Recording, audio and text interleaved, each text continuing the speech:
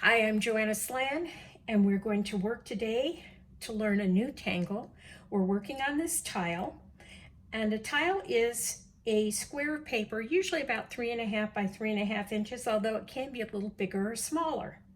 The advantages of using a tile are that you can get the project done in a reasonable amount of time. It doesn't go on and on. But more importantly, with a tile, you can turn the paper. And what you find is that there's certain motions, certain patterns, they're much easier to do if you turn the pattern as you work on it, if you turn the tile. It's best to experiment with turning it, and that's why even if you decide to start with scrap paper, I would suggest that you cut the scrap paper into quarters or something so you can turn it. Now, the first tangle, or the next tangle, I suppose I should say, that we're going to learn is one called Zander. Z-A-N-D-E-R. Zander. And let me show you how to make Zander. Zander is actually very close to Printemps because it's basically a spring. Start your coil. Only the difference with Zander is your spring is wider and more spread out.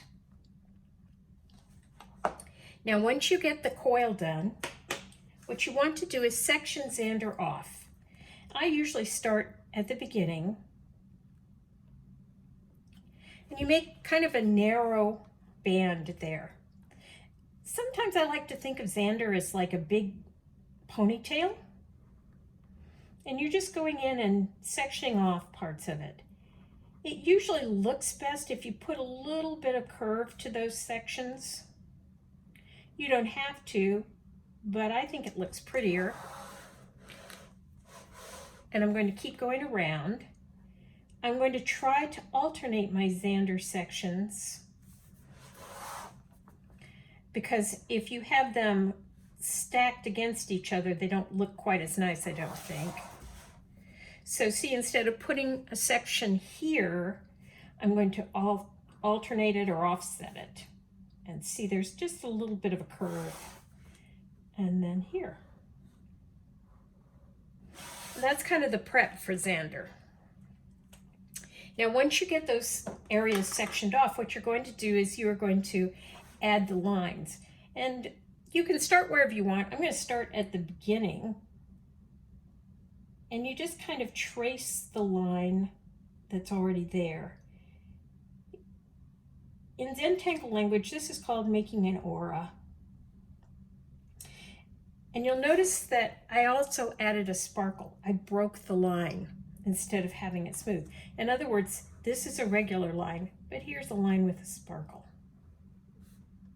right? So now that I have that section filled, I'm going to go to the next section. And I've decided that my sparkles are going to be, well, here I've got them on the inside, but I don't like that as well. I think I'm going to do the sparkles on the outside. So I will start with my inside lines, my auras. And then as I start towards the outside, I'm going to interrupt the line and make the sparkle. If you recall, a sparkle is basically what something might look like if the light was shining on it. So here again, I'm going to start on the inside.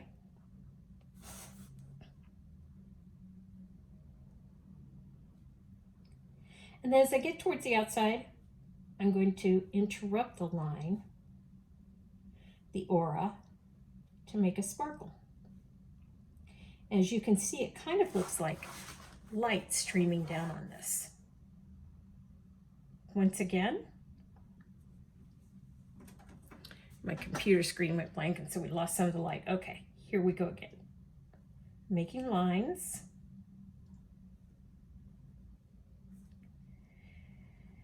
Now, this is a great time to talk about the Zen qualities of Zentangle. And the reason I say that is, when I first started Zentangling, which is an incorrect use of the term, but forgive me. When I first started doing Zentangles, I was in a hurry to get things done. And you might be that way too. And the truth of the matter is I really cheated myself, because the best way to do Zentangle is to sink down into the process.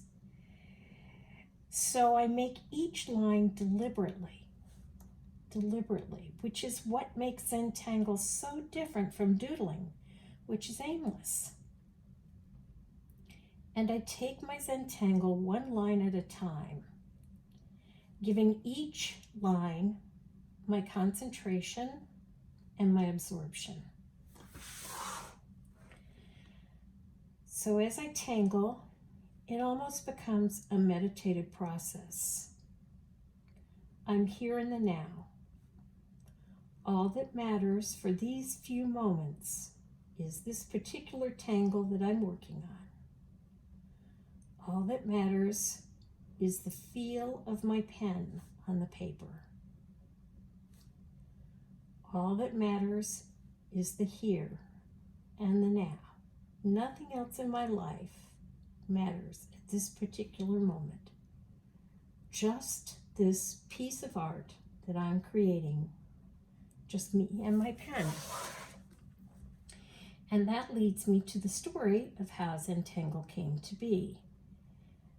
Maria, Thomas, and Rick Roberts lived together, and one day Rick came in to say something to Maria. Maria is one of the world's foremost calligraphy artists.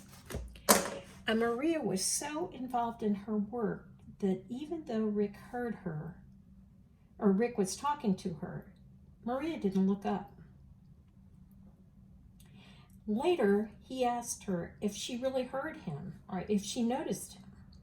And she said no, she was just totally into what she was doing.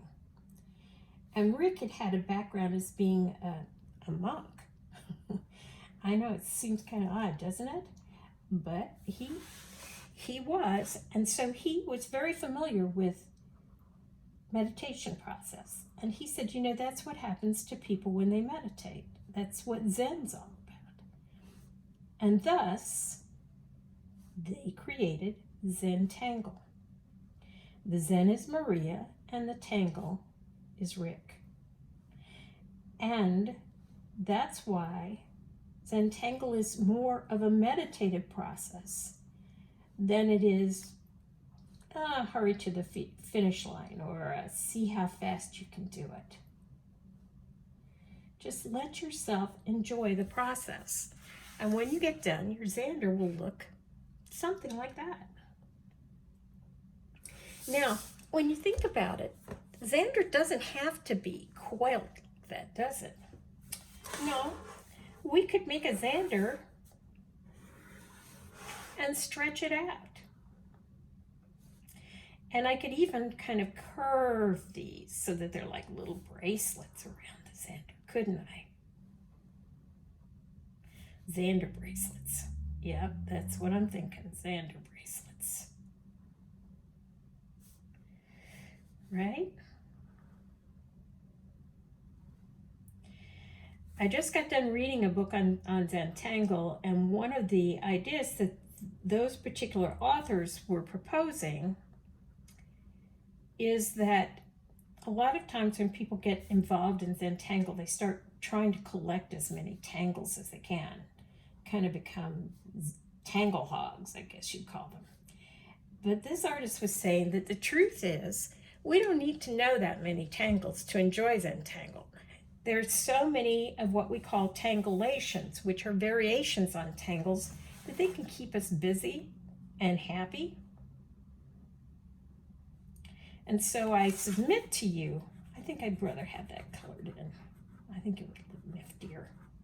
I submit to you that instead of saying to yourself, oh, I want to learn every tangle that's out there, what you might want to do is commit to the process of enjoying the time that you spend tangling and play with the different tangles so that you really get to know them. You get to enjoy them. They become friends to you. think of them like family recipes that you know and that you can do without a lot of thought. Here again, I'm drawing the lines, the auras. And then again, I'm going to stop and make a sparkle. Now, do I have to make a sparkle? No, I don't. I could have just kept doing the lines. In fact, let's see what happens if I do that. So here, I'm just doing lines.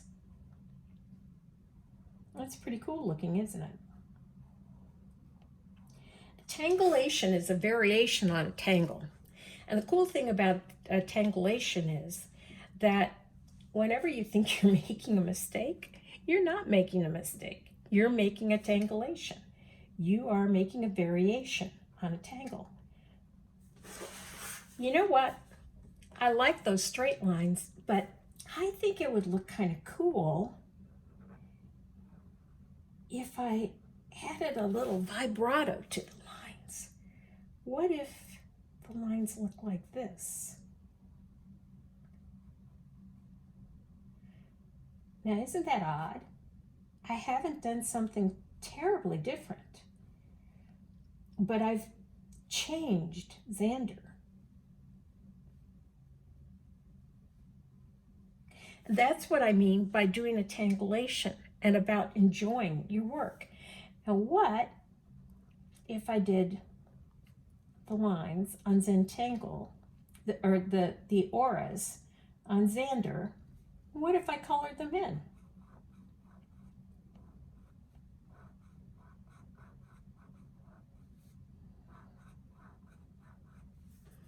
Then I have yet another variation. You see, there aren't any rules in Zentangle that say, if you're going to do Zentangle and you're going to do Zander, it has to be done this way. And that's really cool because it gives us this freedom to create and to be expressive. On this tile, I did Zander and I kept it confined in this area. When I got to this border, what I did was I pretended that was a wall. I came up to it and I stopped my image. When I got to that border, I stopped. So you see, you've just got a part of Zander showing, right? Also, I did this Zander with a very fine tipped pen. I did it because I really love working with fine tipped pens. But that's one of the things that gives it that fragile look. So anyway, that's Zander. I hope that you will explore it, enjoy it. Here's another Zander Tanglation that I did. You can see I started with the Zander, and then I filled the areas with different things. Here I filled it with the Printemps, and there with Poke Leaf. And then I got kind of bored with that, so I did some other things. So I hope this next week you'll take some time to get to know Zander, and I will see you next week. Have a great week. Bye.